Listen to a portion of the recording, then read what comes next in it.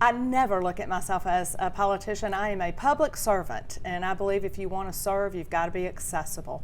And so I do my best to always come and do interviews with you and others across the state. We have a big state, and I always encourage people, if you want to call me, call me. My cell number is 334-558-5432. It's my personal cell. And I always tell folks, unless I'm at one of my daughter's events or in church, I answer it and I will give you a call back if I'm not available. But I love serving, and I'm running again because I believe in energy freedom. We need freedom in this country, and right now Washington is doing everything they can to take away our freedom. And that's why I want to serve. I want to continue serving and continue working for the people of Alabama. So accessibility, you brought it up. I was at the last Public Service Commission meeting. You interview with other people, not with ABC 3340. You know, we've had another reporter here trying to contact you, and we would argue you have not been accessible to us as the media. Oh my goodness, I am extremely accessible, not only to the media, but also just individuals. In fact, one of the things I would tell you is that same day I interviewed with a TV station from Birmingham and a TV station from Montgomery, but on commission days we're usually pretty busy, so I couldn't take every interview. I've done radio shows all across the state. I take all the phone calls, and in fact I work in our consumer division many times taking phone calls from constituents, from voters across the state. They're not voters at the commission, they were actually just constituents or citizens of our state. But I believe that you've got to be accessible, you've got to be at work, and you've got to listen to people to know what's going on. So just to end on, I want to be clear, we had requested at least a week in advance, and you did not talk with us. So let's move on. Well, and I also have another interview with you all scheduled for this next week that I said I would sit down in depth and talk to you. But believe me, it is important to talk to the voters and to talk to the constituents across this state, and that's why I have always been very accessible. So we have new data from the Community Action Agency for Northeast Alabama, just one chunk of the state, showing 126% increase in requests for help with utility bills. The dollar amount is up 165%. So I know we've been talking about the high power bills. This really kind of quantifies how the people feel they're suffering.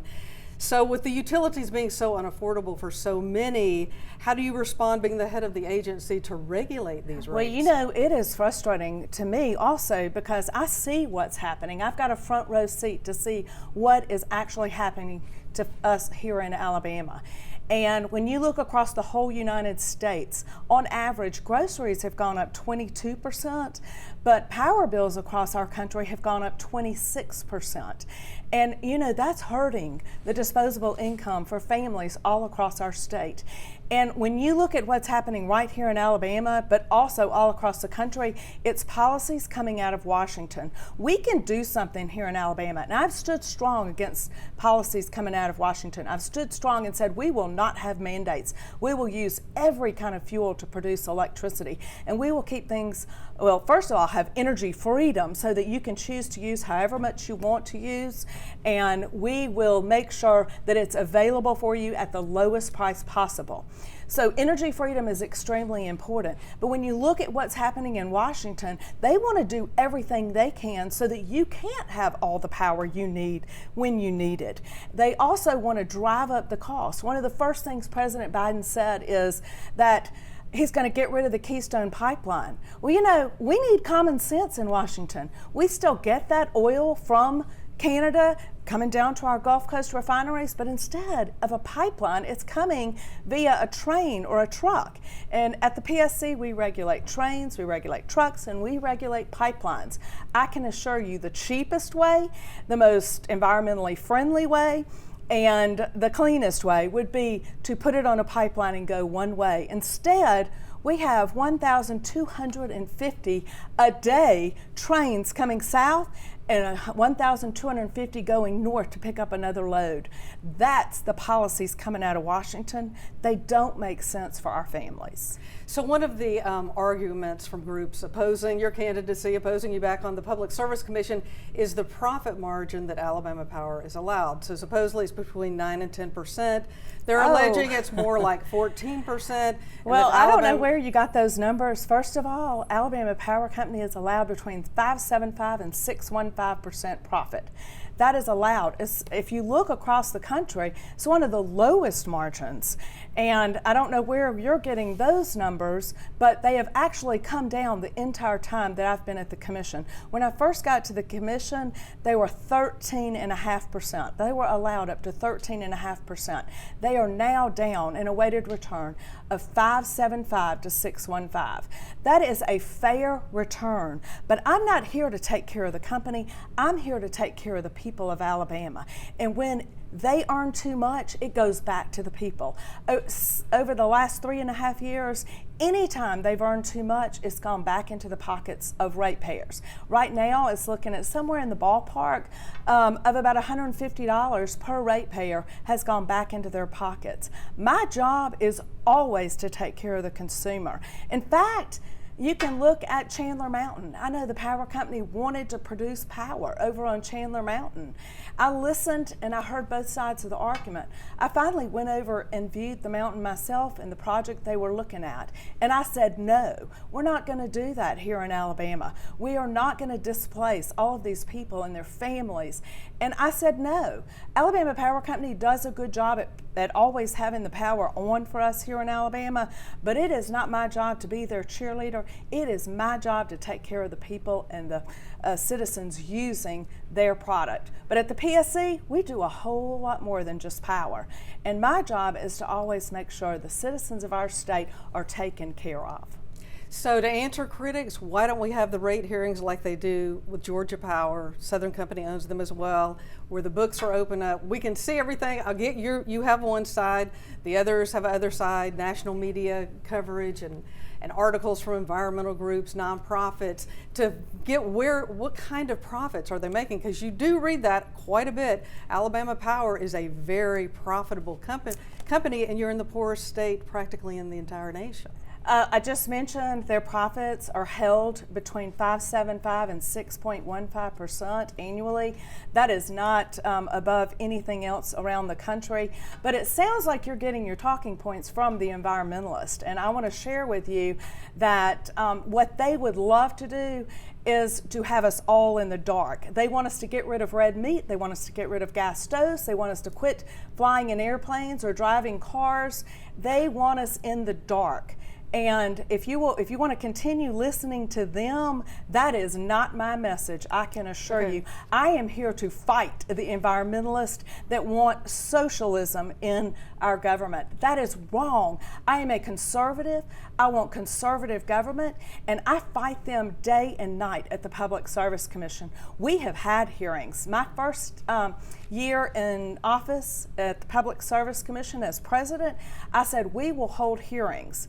We're not going to have the fancy kind that you've got to bring a lawyer to talk. We had people lined up out the door to speak. If you were a customer of Alabama Power Company, you were allowed to come and speak. We opened up the books and we let everyone see. But what the environmentalists want is they want to control what we do at the commission. And they are not elected. The people of Alabama don't want their liberal representation, and we are not going to have that. We are a conservative body at the commission, and we're going to fight. We're going to fight to make sure that we have lower rates, that we have transparency, and that we're allowed to use all the fuels and all of the above approach, whether it's nuclear, coal, hydro, natural gas, or solar, whatever it might be. We need an all of the above approach so that we can have the least expensive and the power that is always on and reliable. So to be clear, most of these questions are written in by our viewers. Well, it sounds like they are written in by environmentalists. Maybe they are concerned like that solar, you brought up solar, that is one of the questions. We have people in Alabama who do want to go solar. They said they can't make any money or can't get a return on their investment. It's not worth it to go. And in light of the high bills, should we make it easier for people to go to solar? I've talked to businesses, multiple in this very Shelby County area, who have tried it. They said, yeah, but it's very difficult. They are saving money. I won't name the businesses, but they said it was very hard to jump through all the hoops. Listen, I have nothing against solar, but I have something against one consumer having to subsidize somebody else because they want solar.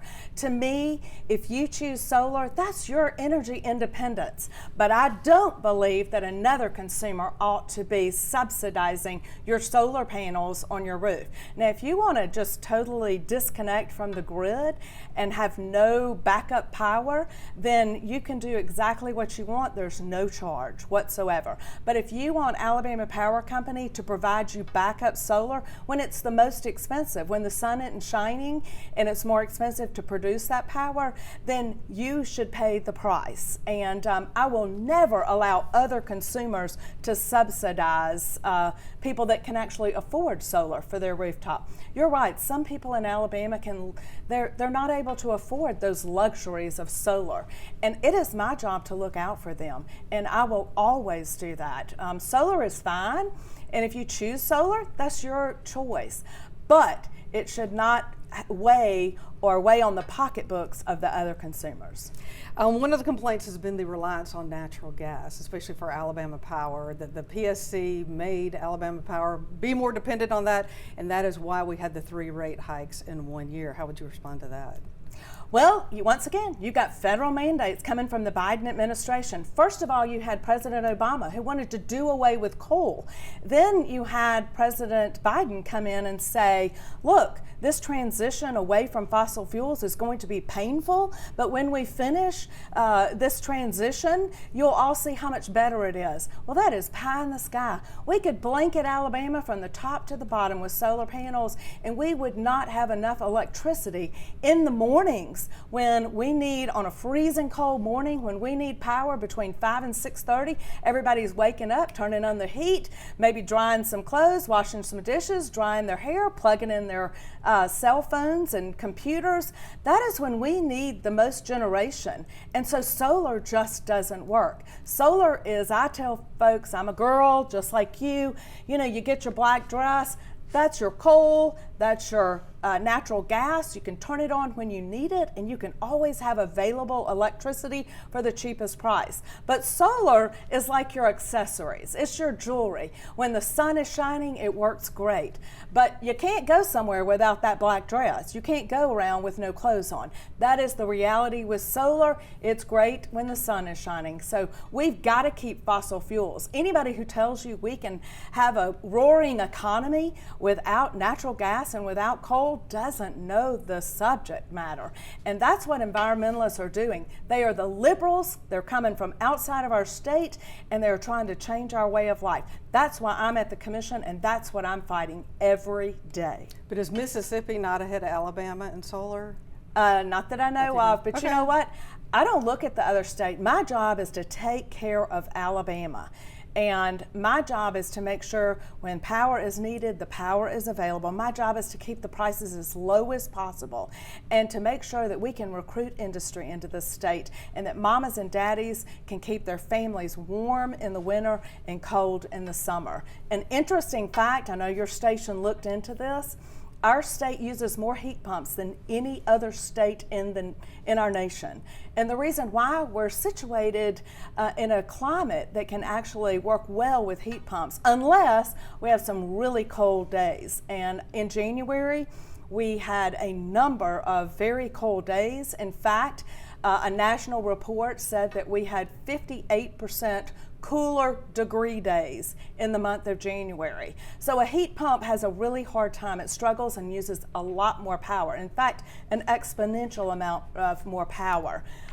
In the month of January, the system used 35% more for residential customers, and that's what people saw in their rates. So I ask you to please watch what you're using, go online, make sure you see online what you're using every day. But the reality is we're going to do everything we can to have a conservative type of government, and we're not going to let these environmentalists, regardless of how many times they call your station, they're not going to change my way of thinking.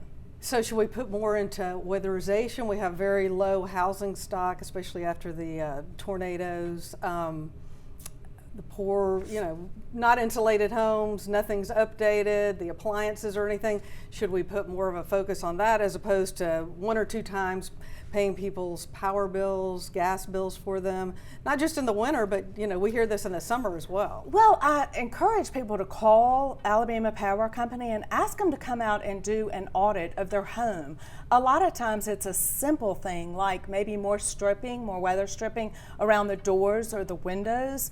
Maybe they need more spray foam or more insulation. There are all sorts of things. I'm not an expert on insulation and things like that, but what I can tell you is that my job is to make sure that we're using the most efficient way to produce that electricity and the least expensive way. And we're not going to listen to the mandates coming out of Washington demanding. It's like the electric cars they want everyone to drive now. Folks can't afford $5,000 extra for a new car. We have got to make it work in Alabama, and the way we make it work is keeping fossil fuels.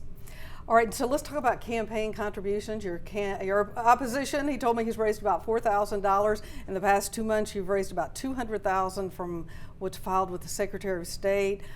Is money becoming too big a part?